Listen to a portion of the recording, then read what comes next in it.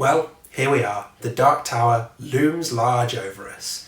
Here are 19 reasons to read The Dark Tower. Hi everyone and welcome to my channel. I'm Dave Musson, at Dave Musson on Instagram, and this is the place where I'm taking you through the works of Stephen King in chronological order and giving you 19 reasons to read every single one of his books. If that sounds like something you would be interested in, then do click around the rest of my channel, see what I've done so far, and maybe hit subscribe so you don't miss any videos in the future. As well as 19 reasons to read each book, there's also plenty of specials on here as well. There's a complete guide to the Dark Tower, which is obviously relevant for what we're talking about today, and there's loads of other stuff too, including quite a recent one that I enjoyed doing, my top 19 Stephen King characters. Why not check those out when you've got a spare 10 minutes or so. So in this video, we've reached a quite seminal moment in King's career, 2004's The Dark Tower, the 7th and final book in the Dark Tower epic. I'm going to give you 19 reasons to read this one, although just like with last time, a lot of those reasons are going to be spoilery reasons. But don't worry, I cluster all of the spoilers towards the end and I give you fair warning so you can jump out if you need to.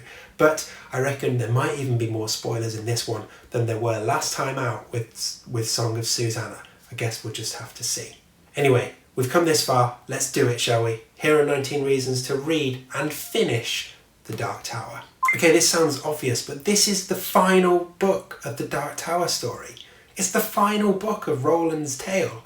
Like, if you've come this far, you surely want to know how it ends, right?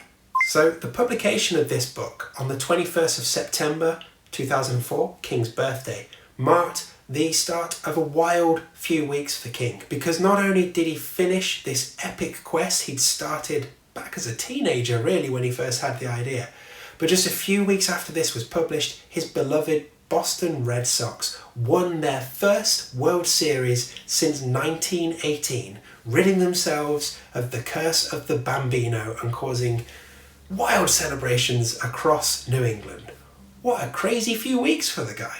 This book has 4 subtitles: Reproduction, Revelation, Redemption, and Resumption. All of those apart from Revelation have been used as subtitles before, but that kind of makes sense because this one is pulling everything we've already gone through together into a proper ending. Now actually that leads me on to possibly my biggest non-spoilery reason to read this book. It's a well-worn cliche that King doesn't do endings very well, and actually I think that's for the most part utter bullshit. None more so than in the case of The Dark Tower. I think this is a fantastic ending to the entire series. We wrap off a bunch of storylines, characters tackle their fates head on, and Card does what it wants to. It is wholly satisfying as an ending, at least in my opinion. This book is also an emotional roller coaster. Some of the saddest things King have written come in this story, so just be prepared, okay? Another reason to hook you in on this one without spoiling anything too much: you have to keep your wits about you in this book because lots of characters who we have met elsewhere in King's work make an appearance here and we get to catch up with them and resolve some storylines. So just pay attention, yeah? Okay, I don't think we can avoid spoilers any longer, so if you need to leave here, then do so, take care, and enjoy your path to the tower when you eventually take it. Otherwise, let's carry on. Okay, let's start this section with some of the characters who we've met before and who pop up for a little appearance in the finale to The Dark Tower. First of all, we get to hang out with Ted Brautigan from the Lone Men in Yellow Coats in Hearts in Atlantis again, and it's great to see him doing stuff in Midworld, where he is this chief beam breaker who actually wants out but is struggling to escape until Roland and his gang come up to help. Not only do we get to hang out with Ted, we also get to see Dinky Earnshaw again from the story Everything's Eventual, and we even get an appearance from the one and only Shimi Ruiz from Wizard and Glass. Everyone's here.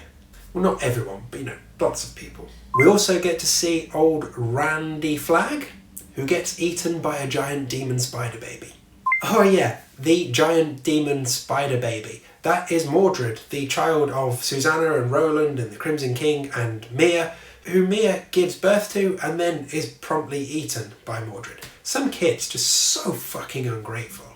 So Mordred spends a lot of this book actually trying to hunt Roland down and kill him. Roland is his father after all, if you remember from Song of Susanna. Now, it is a lingering threat throughout the book, but you also always kind of feel that Rowland's just about got it in hand, although it does get pretty hairy at times. So another character from elsewhere is Patrick Danville from Insomnia. Now he's now a teenager, still an incredible artist, but he has been kept prisoner by a Dandelo, and we'll come to the Dandelo in a moment, who has not only imprisoned Patrick Danville, but ripped his fucking tongue out as well. Lovely. Okay, time to take a few reasons and pour them out for those characters who don't make it to the end. First up, Father Callahan, Eddie Dean, Jake, who is killed in 1999 Maine while saving Stephen King from being hit by a minivan, obviously. Oi. Sorry, that last one really hurts. Back to the Dandelo. Now the Dandelo is a weird creature, not unlike Pennywise from It actually, a shape-shifting vampiric type thing that feeds off people's laughter and almost manages to make Roland and Susan laugh themselves to death. The scenes with the Dandelo are particularly creepy and weird and interesting and really enjoyable. While we're talking things from It, there's also a robot called Stuttering Bill, which I thought was a nice nod. The climax at the foot of the tower gives us Roland, the tower, the Crimson King, the Field of Roses, Patrick Danville, a sheet of paper, an eraser and some other stuff. Sounds like a silly setup. Kind of is, but it also works. So the very, very end, when Roland reaches the top of the tower, it's an ending that, honestly, you'll either love or you'll hate. And even though we're in the spoiler section, I'm not going to go into it in too much detail. For me, I think it works brilliantly. But even King himself knew that it would piss some people off. There's a really weird and quite amusing passage just before we get to the ending where he interjects and sort of pleads with the reader to just stop reading right there and go off and live their lives and be happy. But of course people are not going to do that, are they? And I don't think you should either. Go all the way through to the end and see how it resolves, because for me it is excellent. What the hell was that? So there we go, we've reached our goal with 19 reasons to read The Dark Tower. Admittedly, a lot of them were just people dying, but hey, you've got to go through these losses to really appreciate where you get to in the end. Do let me know what you think of this finale in the comments and whether you think it works as a way of wrapping up the entire series. Did you like that ending? So that's it for now. Next time, to mark the fact that we've got here, I'm going to take a moment out from the usual schedule to count down my personal ranking of all the main Dark Tower stories. So do come back for that if you want another Dark Tower fix. And then after that, we will be embarking on the brave new world of post-Tower Stephen King books. Exciting, right? Take care, and I will see you soon over long days and pleasant nights.